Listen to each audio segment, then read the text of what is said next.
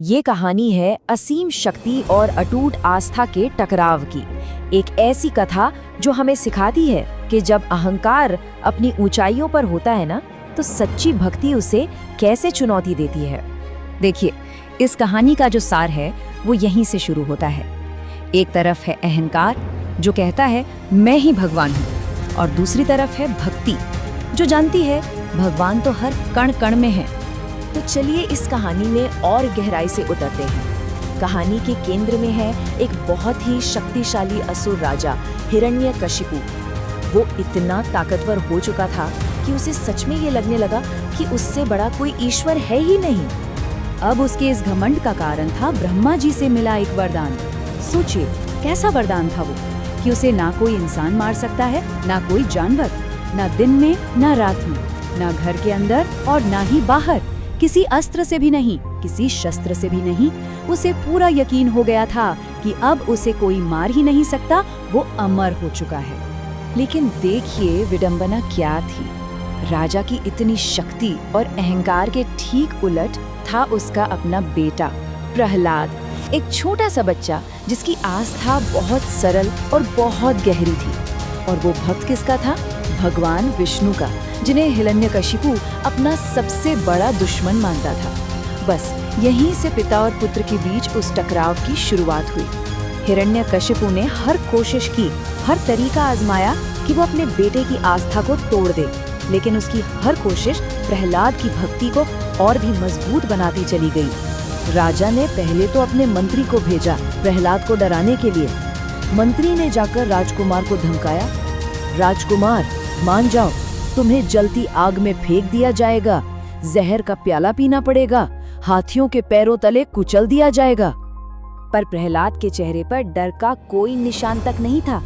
उसने बड़ी शांति और दृढ़ता से जवाब दिया, जाओ अपने महाप्रभु से कह दो कि वो मुझे जो चाहे सख्त से सख्त सजा दे सकते हैं। जिस धरती पर रोज बेगुनाहों का खून बहाया जाता हो, वहां एक राजकुमार को आग में डाल देना कौन सी बड़ी बात है।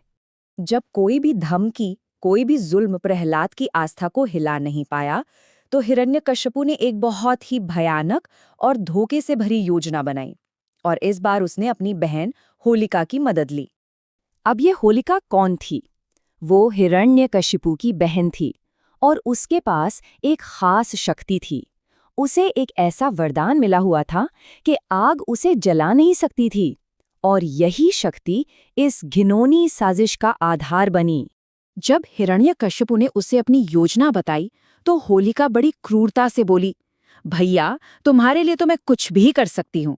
मैं उस लड़के को अपनी गोद में लेकर जलती चिता में बैठ जाऊंगी। पल भर में उसका शरीर राख हो जाएगा, और मैं तो हंसती हुई नाचती गाती उस आग से बाहर आ जाऊंगी। और फिर वो घड़ी आ ही गई। पूरे राज्य को इकट्ठा किया गया आस्था की इस आखिरी परीक्षा को देखने के लिए। एक बहुत बड़ी चिता तैयार की गई जिसकी लपटें आसमान छू रही थीं। उस खौफनाक मंजर को देखकर प्रहलाद की माँ महारानी कयाधु का दिल कांप उठा। वो रोते हुए होलिका के सामने गिड़गिड़ाई, नंदरानी तुम भी एक औरत हो, तुम्हारे दिल में तो दया होनी चाहिए, रहम करो मेरे बच्चे पर, छोड़ दो उसे। लेकिन होलिका पर उनकी बातों का कोई असर नहीं हुआ।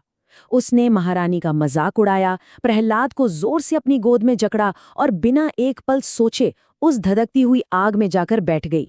लेकिन फिर वो हुआ जिसकी किसी ने कल्पना भी नहीं की थी, एक दैवीय चमत्कार। कहानी में एक मोड़ है। जिस वरदान पर होलिका को इतना घमंड था, वही उसकी मौत का कारण बना। वरदान की शर्त थी कि आग उसे तब तक नहीं जला सकती जब तक वो उसमें अकेली बैठे। लेकिन प्रहलाद के साथ बैठते ही वो शर्त टूट गई, और नतीजा, आग ने होलिका को जलाकर राख कर दिया, जबकि प्रहलाद, जिसकी रक्षा सिर्फ और सिर्फ उसकी भक्ति कर रही थी, उसे एक खरोच तक नहीं आई। कहते हैं कि प्रहलाद के लिए वो भयानक आग की लपटें चंदन के लेप की तरह ठंडी और आरामदायक हो गई। वो बिल्कुल शांत होकर भगवान विष्णु का नाम जपते रहे, जबकि घमंड और अधर्म की प्रतीक होलिका उसी आग में जल गई जिस पर उसे अभिमान था। इस घटना ने एक बहुत गहरा संदेश दिया। ये सिर्फ एक बच्चे के बचने की कहानी नहीं थी, ये एक सिद्धांत की जीत थी, और इसकी विरासत आज तक हमारे साथ है। आग में जाने से ठीक पहले प्रहलाद ने अपनी माँ से जो कहा था वो सच साबित हुआ। उन्होंने कहा था, माता, आज इसमें अधर्म की होली जलाई जाएगी, और सच में उस दिन अधर्म ही जला। तो ये अधर्म है क्या? अधर्म मतलब अन्याय, अहंकार और वो हर चीज जो सही नहीं है। और जब अधर्म जलता है तो धर्म यानी कि अच्छाई और न्याय हमेशा जीवित रहता है। यही है इस पूरी कहानी का सार। और बस यही है होलिका दहन का उत्सव। ये बुराई पर अच्छाई की जीत का प्रतीक है, अहंकार पर भक्ति की जीत का जश्न है। हर साल जब हम ये आग जलाते हैं तो हम इसी सच्चाई को याद करते हैं। तो आज जब हम सब रंगों के इस त्योहार को मनाएंगे तो ये सोचने का भी दिन है कि हमारे अंदर अहंकार की कौन सी आग जल रही है, जिसे हम विश्वास और भक्ति की रोशनी से बदल सकते हैं। आप सभी को होली की बहुत बहुत शुभकामनाएं।